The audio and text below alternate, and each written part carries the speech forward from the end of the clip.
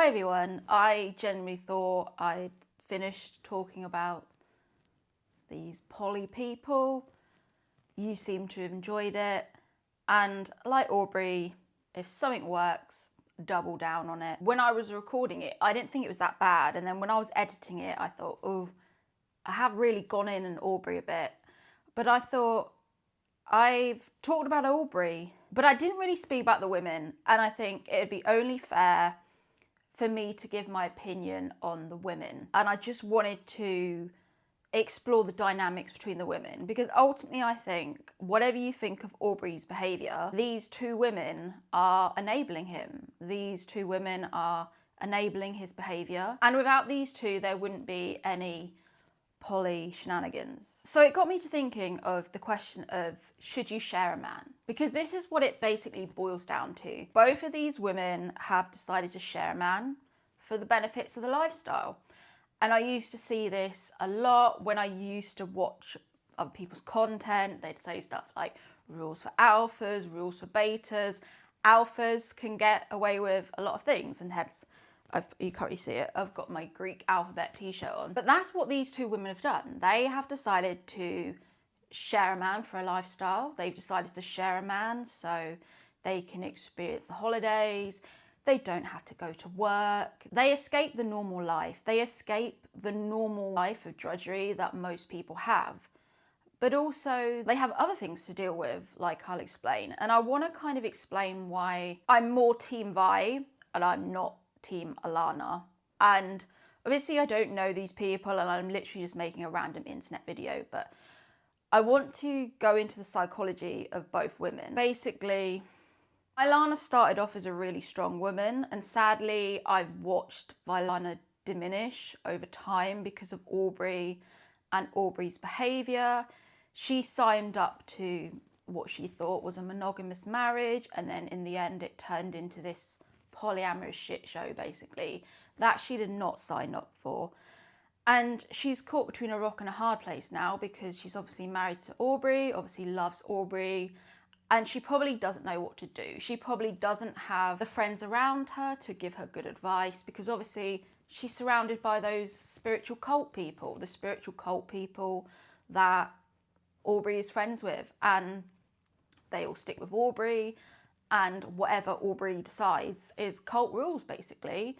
So I generally feel so sorry for Violana and what she's generally had to put up with from Aubrey. It's so sad. They've all said that, oh, anyone that's commenting on this is just projecting and they're just haters. And when you put your life online, you can't go into it like that. You can't say that anyone that has an opinion different to you is just projecting or hating. I generally respected Violana and I thought she's a really talented singer and she does her sound healing. Even though it's not something that I would particularly do, I think she's doing something to help people that have gone through trauma, and that's a great thing. And I've just sadly watched her diminish, watched her cry on podcasts. Aubrey almost brings her out like a pet toy, and then she cries on podcasts and says stuff like her soul is gleaming, when people can see that it's not gleaming. We can see that she's in pain, and we can see that she doesn't want this polyamory. She wants Aubrey as a monogamous husband, and that's not what Aubrey wants. You only have to see the trail of women that Aubrey has left behind him. He's left behind him Caitlin, that is still obsessed with him. Caitlin that is still thinks that Aubrey's going to marry her. She is literally hanging on, waiting for the day that Aubrey turns around and says, yep, it was you all along. You were the one I was supposed to marry. And I feel sorry for Caitlin as well, because Caitlin didn't leave the cult. Caitlin stayed hanging around the role of Aubrey's best friend, just praying that one day he would realise that she was the one. But facts, he dumped you and he moved on. And he moved on with someone else. And then I've also seen Whitney, and I really like Whitney and I have a lot of respect for Whitney. And I watched the 1 hour video that she dropped. She dropped a 1 hour video and she talked about her experience with Aubrey, basically talked about how Aubrey gaslighted her. She had to go through 5 years of therapy to get over Aubrey. And it was actually a really like interesting video, and it explained a lot of dynamics. And I think she's maybe privated now, but it explained a lot. And it was an eye-opener really for me into Aubrey's psychology. I'm obviously not trying to cancel Aubrey. I think no one's perfect. I think people have good and bad sides, and I try not paint people as black and white. And she left and she went, I think she went to Nashville, if I can remember, and she's doing her songwriting. And she seems to be the only woman that has escaped the trail of abuse that Aubrey leaves behind. And sadly, we now have Vailana, and Vailana, she's gonna cling on forever. She's not gonna leave Aubrey, and she's just gonna accept whatever happens. And I think sadly, obviously I don't know what's gone on in their marriage because I don't know these people, but I don't think you need to be Esther Perel to see that their marriage is probably on the skids, and it's not in a great place. They had the 3-month break that they talked about, and they had the podcast with, Jesus Christ, Dr. Mark Gaffney. Let's just sweep that man under the rug. Quick Google search of him, you'll see exactly what I'm talking about. Saying that they had the little break. And at this point, when they talked about their break, we weren't aware of Alana. And I don't follow these people completely. I don't follow them on Instagram. I don't use Instagram. So I didn't know if they'd put Alana on their feed, etc. But we didn't know Alana at this point. We just knew that they'd split up for 3 months and they'd had a kind of break and they were thinking about things. And then they released the podcast, which I've talked about before. And I'm going to try and not rehash that. But then Alana enters the picture, and we don't know really a lot about Alana. She was on the podcast and she didn't really have a lot of speaking time. If you watch that podcast, she was very silent. The couple of times she did speak, she was using the word salad. She was using the word salad brainwashing that Mark Gaffney has given to all 3 of them. She was using that kind of constellation language that they all use because they're high on drugs.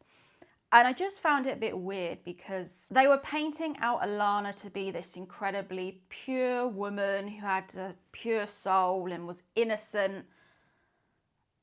And they dressed her in a tutu. And, you know, that could just be coincidence. Maybe she wanted to wear a tutu. But they'd really tried to paint the difference between, this is Alana the young twink.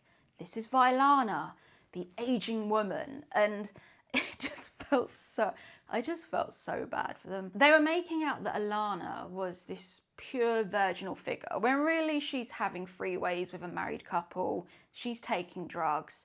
She was very spaced out on that podcast. I mean, I don't know if that's her persona. They all speak really slowly. And someone in the comments said, why are they all speaking slowly? And someone said, it's because of the drugs, man. It's because of the drugs.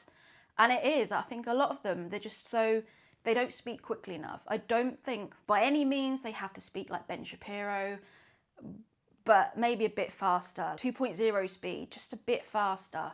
But they all came across as really stoned on that podcast. The thing is, I don't know enough about Alana to make a judgment. I've only seen her speak a couple of times, but I just think, as another woman, why are you getting involved in another person's marriage? I think it shows low self-esteem. Anytime another woman is encroaching on another person's marriage, being a third person, it's showing low self-esteem. It's showing that you don't think you're worthy enough. And like I said in my other video, if Aubrey was a broke man, this wouldn't be happening. This is happening because Aubrey's a millionaire, billionaire probably. I'd have to check, but he sold on it and he's now probably a billionaire. This would not be happening if Aubrey was a broke man, but she signed up to it. Like, on that podcast that lasted 3 hours, I wanted to know the whole details. I was like, I'm sitting through this podcast, I'm invested. I want to know, is it just Aubrey and Vailana having sex together? Is it everyone having sex together? Is it everyone having freeways? Like, what is going on? But they kept that largely separate. And it's as if, bless, that even the fact that Aubrey chose the man for Vailana, I find incredibly manipulative. The thing that he chose Josh for Vailana, I find that incredibly manipulative. Vailana couldn't choose her own lover. Aubrey had to choose someone that was also in the cult for Vailana to go with. And it's just such a can of monogamous worms. And I just generally don't know why Alana's getting involved with this. They presented her as a child, basically. They completely infantilized Alana. But this woman is an adult. I think they said she was 29 or something. She's not like a young adult, but they dressed her in a tutu and made her act like a child, basically.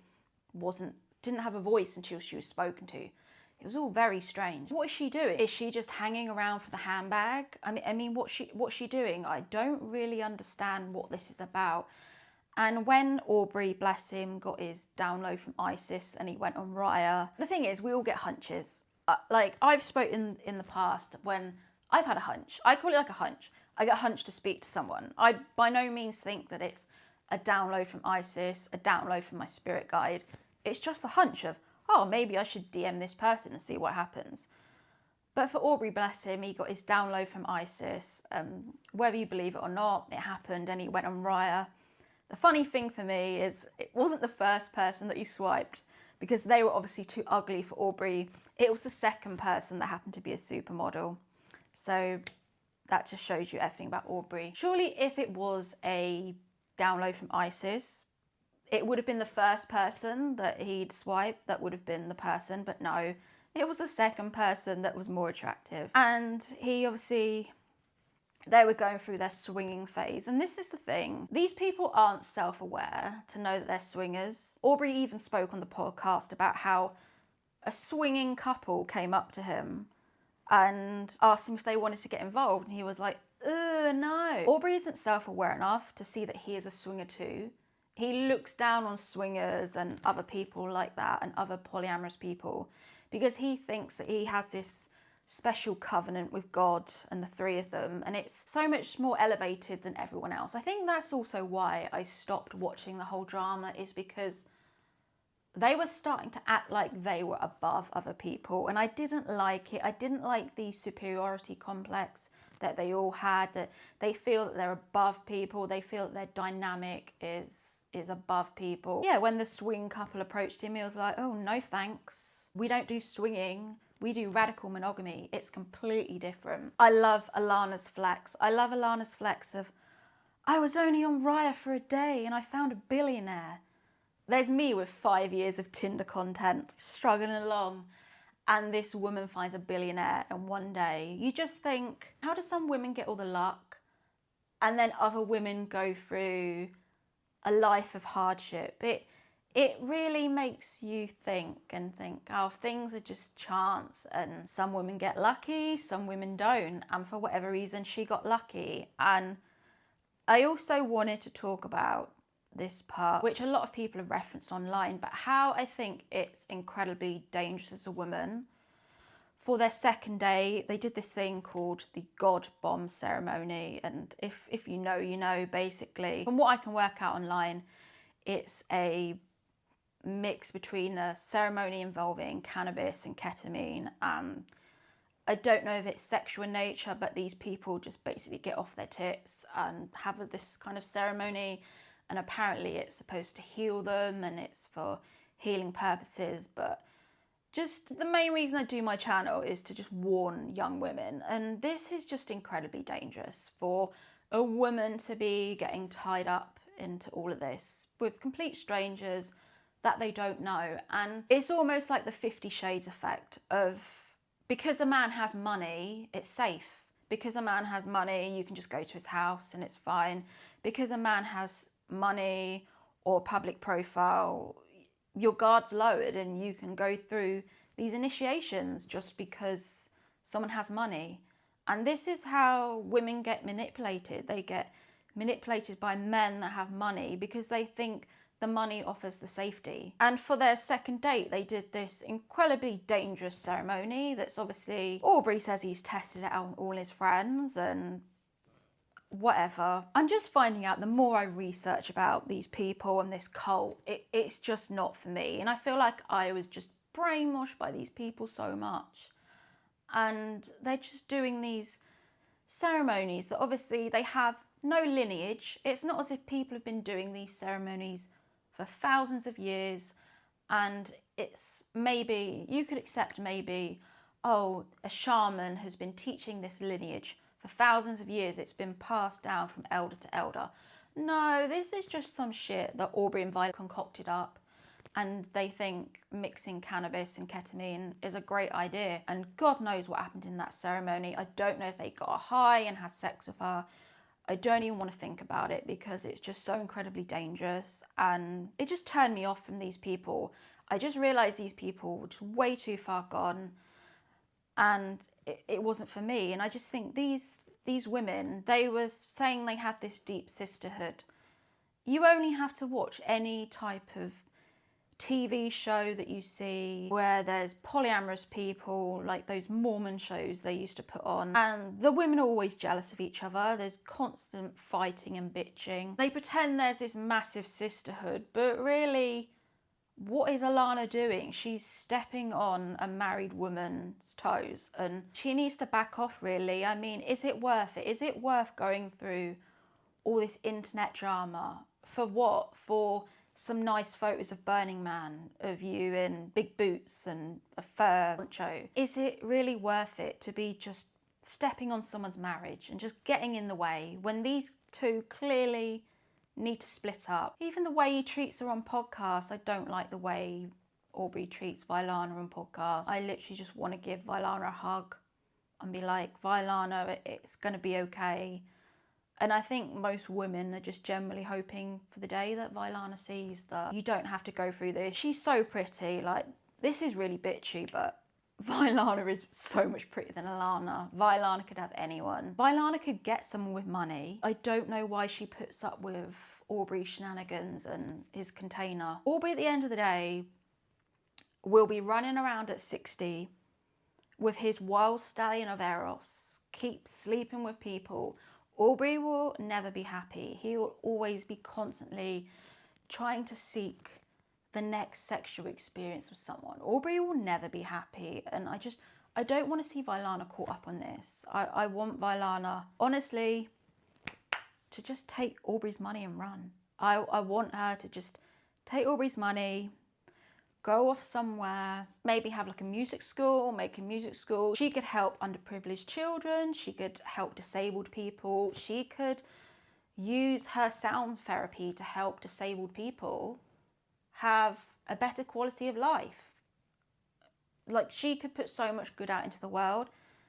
And I don't think she's making the most of her talents at the moment. I mean, she's just with Aubrey going around, and I'll try not to talk about the drugs again, but they're just having this hedonistic behaviour when I think she could be teaching people music. She's obviously really talented. She can obviously sing, play the piano. Why doesn't maybe Josh do like an improv bit on the side, and they could just help children, and they could just leave all this Aubrey Marcus clown show behind. I don't understand it. And even Alana, I don't know why Alana is getting involved in this. Maybe Alana wants to be famous. That's sometimes what fame does to you. Some people just want to be famous at any cost, and maybe try not to judge her, but maybe this is her ticket. Maybe this is just her ticket to be famous. And you don't know. You don't know what goes on with people. Apparently she wants to be a poet now, and they're just, oh God, please, no. Not another poet, Aubrey, no. I just wanted to put this to bed. Should you share a man? Should you share a man just for the lifestyle? And looking at all these people, the answer is no. It's not worth it. It's not worth it to have all this emotional turmoil that Violana's going through. Sharing a man for money. And Alana's also not happy with her, Aubrey calls it, her sugar glider energy.